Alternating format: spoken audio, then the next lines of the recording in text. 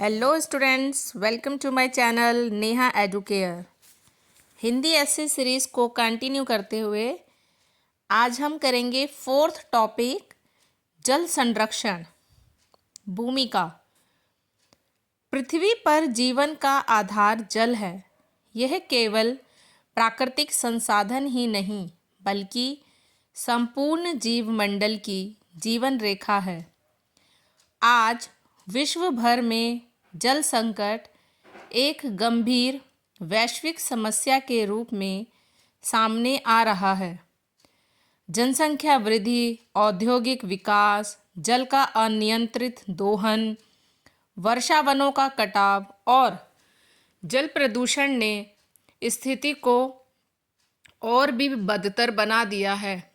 भारत जैसे विशाल और कृषि प्रधान देश में जल की कमी न केवल मानव जीवन को प्रभावित करती है बल्कि अर्थव्यवस्था, कृषि उत्पादन, उद्योग और सामाजिक ढांचे को भी हिला देती है। ऐसे समय में जल संरक्षण केवल ज़रूरत नहीं बल्कि मानव जाति की जिम्मेदारी बन गया है। जल संकट की वर्तमान स्थिति। भारत में 70% से अधिक क्षेत्रों में जल स्तर तेजी से नीचे जा रहा है। कई शहर दिन में कुछ ही घंटों के लिए पानी प्राप्त कर पाते हैं। ग्रामीण क्षेत्रों में स्थिति और भी दयनीय है, जहां महिलाएं कई किलोमीटर दूर जाकर पानी भरने को मजबूर है।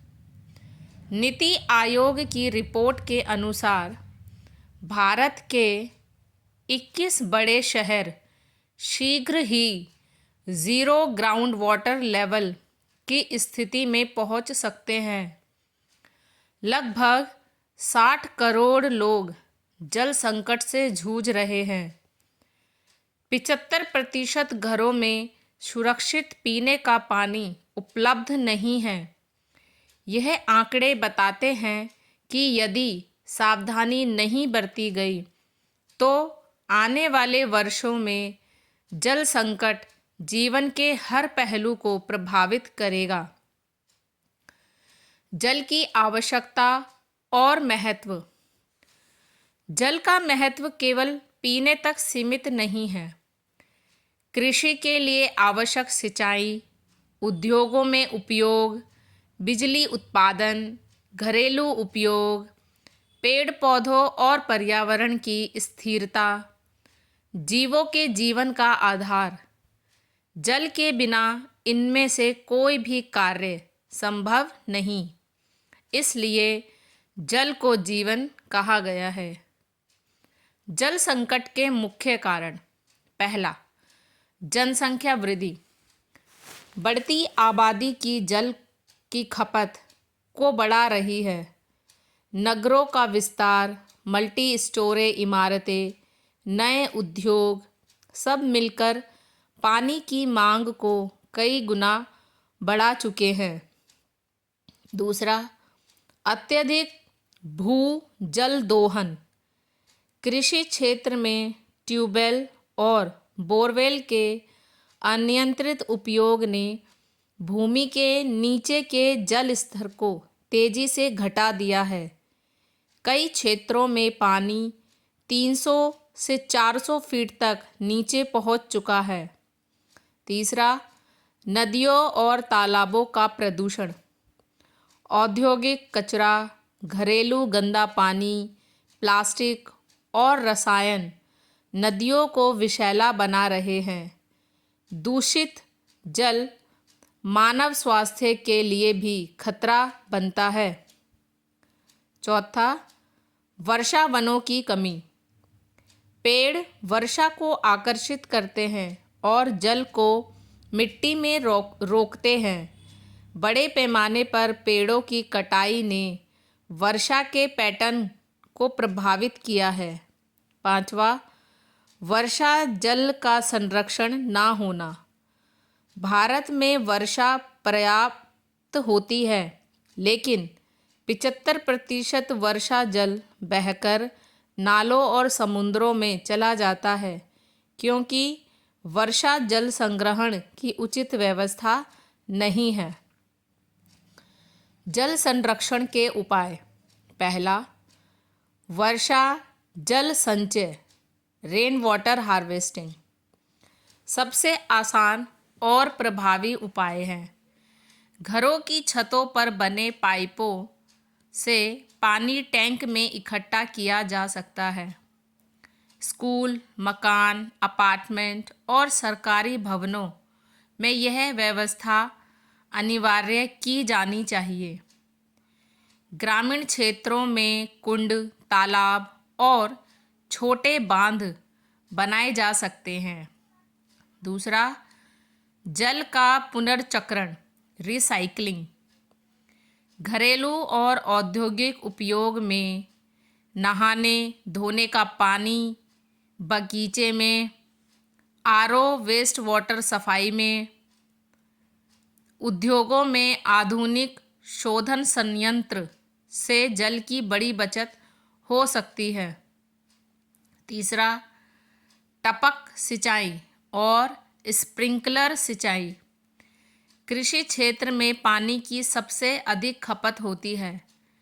टपक सिंचाई तकनीक से केवल ज़रूरत के अनुसार पानी दिया जाता है, जिससे 40 से 60% पानी की बचत होती है।